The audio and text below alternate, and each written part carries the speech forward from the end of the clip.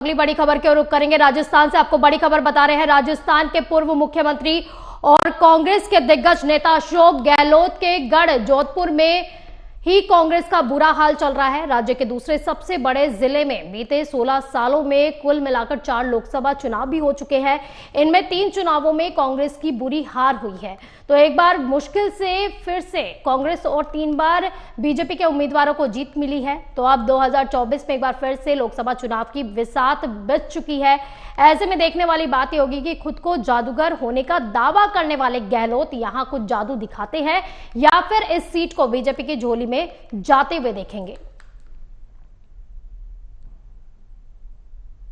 तो ज्यादा जानकारी के लिए हमारे संवाददाता मनोज शर्मा हमारे साथ जुड़ गए हैं। मनोज, क्योंकि राजस्थान के पूर्व मुख्यमंत्री और कांग्रेस के दिग्गज नेता अशोक गहलोत की सीट है, गढ़ माना जाता है, जोधपुर की सीट पर क्या सब चीजें देखने को मिल रही है? क्योंकि कांग्रेस में अभी तक जितने भी लोकसभा चुनाव हुए 4 बार हो चुके हैं, उसमें कांग्रेस को बुरी हार मिली है। बिल्कुल, देखिए निश्चित तौर पर अगर बात की जाए लोकसभा चुनाव को लेकर, एक समय ऐसा था जब राजस्थान में कांग्रेस की तूती बोला करती थी। लेकिन आज जिस प्रकार से पिछले 2 बार से अगर 25 की 25 सीटें जो है भाजपा अपनी झोली में डालती जा रही है। इससे पहले भी जोधपुर से मुख्यमंत्री अशोक गहलोत के बेटे वैभव गहलोत ने चुनाव लड़ा था, लेकिन वो हार गए थे क्योंकि वो विधानसभा चुनाव में तो जीत जाते हैं, लेकिन लोकसभा चुनाव में वोटरों पर अपनी पकड़ मजबूत करने में नाकाम साबित होते हैं। उसका कारण सिर्फ ये है क्योंकि वो सूबे के मुख्यमंत्री थे, इसीलिए लोग विकास के मुद्दे पर उन्हें वोट दिया करते थे, इसलिए वो विधायक चुनकर विधानसभा जाते थे। लेकिन इस बार भी जो है लोकसभा चुनाव की टिकटों के बाद में देखा जाए तो गजेंद्र सिंह शेखावत जो भारतीय जनता पार्टी के उम्मीदवार है, उनके सामने इस बार राजपूत चेहरे को ही उतारा गया है। क्योंकि समीकरण देखा जाए तो हर बार अलग जाति का समीकरण के हिसाब से कांग्रेस उतारती थी, लेकिन इस बार राजपूत समाज के लोगों को, क्योंकि इस बार क्या है गजेंद्र सिंह शेखावत का भी विरोध वहां पर स्थानीय चल रहा है। कुछ दिन पहले जो शेरगढ़ के विधायक थे वो भी गजेंद्र सिंह शेखावत का विरोध कर रहे थे। उसको देखते हुए मुख्यमंत्री भजन लाल शर्मा ने दोनों के बीच में बैठकर सहमति जताई और दोनों एक हुए, लेकिन अंदर खाने कहीं ना कहीं दोनों में विरोध की लहर जारी है। तो इसी कड़ी में क्योंकि कांग्रेस की अगर बात की जाए तो कांग्रेस के अंदर में प्रत्येक कार्यकर्ता जो है वो जब सरकार होती है तो उस वक्त कार्यकर्ताओं की पहुंच नहीं की जाती है, और उसी के अंदर में कार्यकर्ता जो है अपने काम करवाने के लिए जब नेताओं के पास जाते हैं तो नेता उन्हें नकार देते हैं। वही सिलसिला अभी भी लगातार जारी है क्योंकि भारी उम्मीदवार, टिकटों का वितरण, ऐसे बहुत सारे फैक्टर हैं जहां कांग्रेस को कहीं ना कहीं कमजोर करने का प्रयास करते हैं। लेकिन इस बार जो है जिस प्रकार से जातिगत समीकरण के हिसाब से टिकट दिया गया है, नए चेहरे को टिकट दिया गया है, तो ये जानना मानना बिल्कुल दिलचस्प होगा कि इस बार मुकाबला जो है बहुत रोचक होने वाला है, कम से कम जोधपुर के अंदर में, क्योंकि जो अशोक गहलोत उनके बेटे को जालोर और सिरोही से टिकट दिया गया है कांग्रेस की तरफ से। तो ये निश्चित तौर पर इस बार नया चेहरा है, नए लोग हैं, और क्योंकि दोनों केंद्रीय मंत्री हैं उनका भी विरोध है और नया चेहरा है, देखते हैं। तो मनोज कारण क्या बताया जा रहा है जो इतनी बड़ी चूक होती जा रही है, हर जगह कांग्रेस पिछड़ती जा रही है?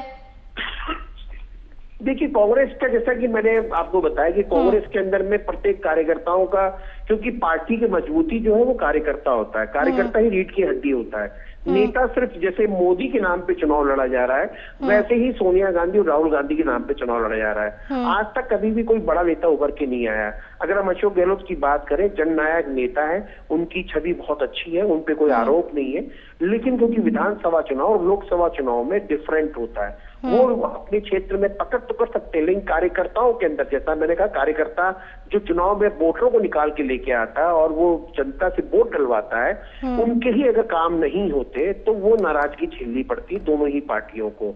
और इसी में क्योंकि गजेंद्र सिंह शेखावत पर भी आरोप है कि उन्होंने मंत्री रहते हुए क्षेत्र में विकास भी नहीं किया और कार्यकर्ताओं के काम नहीं किए, और वही शिकायत मुख्यमंत्री गहलोत से जो पूर्व हो चुके हैं उनसे भी वही शिकायत थी। तो कहीं ना कहीं कार्यकर्ता ही रीढ़ की हड्डी होते हैं, कार्यकर्ताओं पे ही पूरी पार्टी का दामोदरार होता है।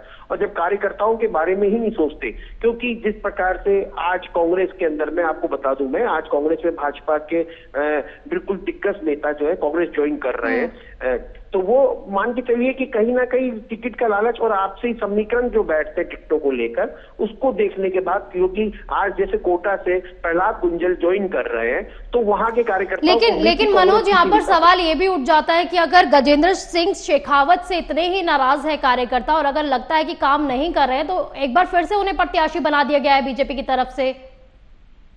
देखिए, मैं आपको यही बताना चाह रहा हूँ कि जिस प्रकार से भारतीय जनता पार्टी कांग्रेस के तमाम नेताओं की भर्ती कर रही है, क्योंकि बीजेपी के पास भी ऐसे चेहरे नहीं है जो फील्ड में जाकर कार्यकर्ता और वोटरों को लुभा सके, क्योंकि गजेंद्र सिंह शेखावत केंद्रीय मंत्री थे और अभी भी है, क्योंकि उनका एक सबसे बड़ा जो प्लस पॉइंट था वो ये था कि वो समय समय पर अपने क्षेत्र के अंदर सक्रिय रहे। लेकिन क्योंकि उनके जो कार्यकर्ता, भारतीय जनता पार्टी कार्यकर्ता, वो अपनी नाराजगी अपने नेता और अपने संगठन को दिखाते हैं, और वहीं कांग्रेस के कार्यकर्ता सार्वजनिक तौर पर दिखा देते हैं। फर्क दोनों में इतना ही है कि कार्यकर्ता अंदर ही अंदर विरोध हो जाता है। जैसे बाबूलाल ने जो शेरगढ़ से विधायक है, उन्होंने गजेंद्र सिंह का विरोध किया, तो तुरंत प्रभाव से मुख्यमंत्री भजन लाल शर्मा ने उन्हें तो बुलाकर आपसी समझौता करवा दिया। ऐसे चित्तौड़गढ़ के सांसद जो प्रदेश अध्यक्ष सीपी जोशी और चंद्रभान आज्ञा, इनमें भी विरोध था, तो दोनों को बुला के आपसे समझ करवा दिया। तो वहीं जहां पे मैं आपको बताने का प्रयास कर रहा हूं कि भारतीय जनता पार्टी कार्यकर्ता अंदर ही अंदर गुस्सा प्रकट करते हैं, क्योंकि वो संगठन से जुड़े हुए लोग होते हैं। लेकिन कांग्रेस के कार्यकर्ता जो सार्वजनिक तौर पे बयानबाजी कर सुर्खियों में आ जाते हैं। वही दोनों कारण है, इसलिए पार्टी ने विश्वास जताते हुए गजेंद्र सिंह शेखावत को टिकट दिया कि वो सब कुछ मैनेज कर लेंगे।